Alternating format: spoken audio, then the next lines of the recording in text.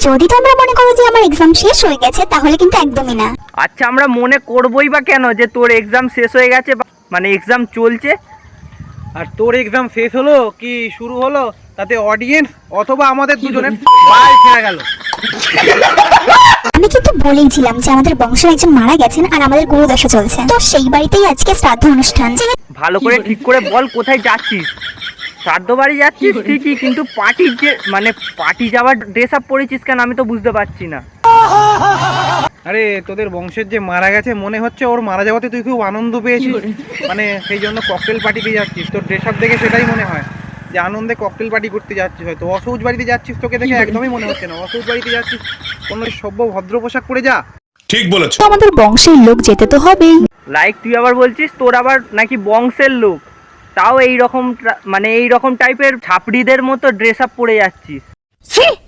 দুটো পরীক্ষা দেওয়ার পর মাঝে মাত্র একদিন ফাঁকা ছিল, আর সেই দিনই অনুষ্ঠানটা পড়েছে। দিনই চলে গেছিস গগরাসে গিলতে। ছাপড়ি গগরাসে গেলার জন্য মানে মানে পরীক্ষায় আমরা কি করি ভাই, বেরোই না, ঘর ছেড়ে বেরোই না, সবসময় বই নিয়ে থাকি আর কি পড়ি ঘরে। তো একদিন ছুটি পেয়েছে বলে গেছে, সে নয় ঠিক আছে, কিন্তু ড্রেস আপটা দেখেছিস ও যা ছাপড়ি ভাবে গেছে গগরাসে গিলতে। আর তুই একদিন ছুটি পেয়ে যেভাবে গেছিস শ্রাদ্ধ বাড়িতে, যে মারা গেছে তার আত্মাটাও ভাবছে যে তুই না এলেই হয়তো ভালো হতো।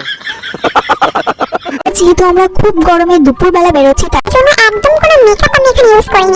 না না না, খুব গরম পড়েছে তো সেই জন্য তুই কোনো মেকআপই ব্যবহার করিসনি। খালি বয়ফ্রেন্ডের দু পায়ের মাঝখানে যে পাটা থাকে ওই পায়ের মধ্যে যে সাদা সাদা মলমটা বলে উঠে গেলে ওই ক্রিমটা ব্যবহার করেছিস খালি। হাত বুলিয়ে দিয়েছিস, ওই ক্রিমটা তোর মুখে ফেলেছে, ওইটাই ব্যবহার করেছিস শিয়ালের গুয়ের সঙ্গে মিক্সড করে আর কি। এবার সবাই বলবে যে আইলাইনার পরলে, লিপস্টিক পরলে, আবার বলছো মেকআপ করলে না। আরে পাগল লোক আমি। আরে পাগল আমাদের বলার আগে, অডিয়েন্সদের বলার আগে আগে নিজেকে দেখ, নিজে কতটা পাগল।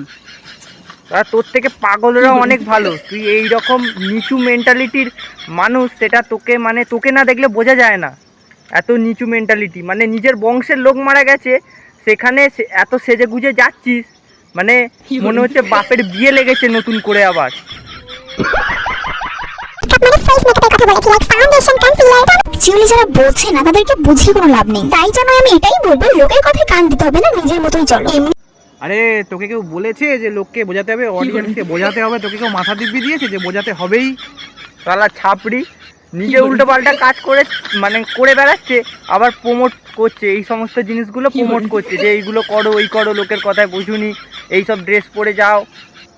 আল্লাহ, মানে এক কথায় তো প্রমোটই করছিস এই সমস্ত জিনিসগুলো। ঠিক বলেছ। আমি যথেষ্ট লম্বা, তাই আমি হিল পরতে পছন্দ করি না।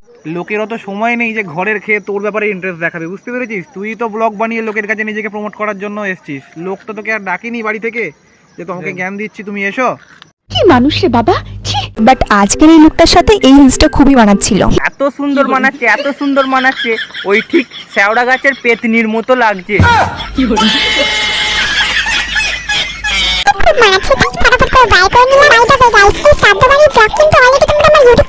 ব্যাকগ্রাউন্ডে বাঁশ গাছ আছে না, ওই বাঁশ গাছ দিয়েই তোর পেছনে ঢুকিয়ে দিতে হবে, নাহলে এমনিতে মানে এত তোর নিচ মেন্টালিটি, কি বলবো। নিজের বংশের লোক মারা গেছে সেখানে তুই ভিডিও বানাচ্ছিস, মেকআপ করছিস আর অশ্লীল ড্রেস পরে সেখানে যাচ্ছিস। সবচেয়ে বড় কথা, সেখানে তোকে দেখলে আত্মা শান্তি পাবে না রে জীবনেও।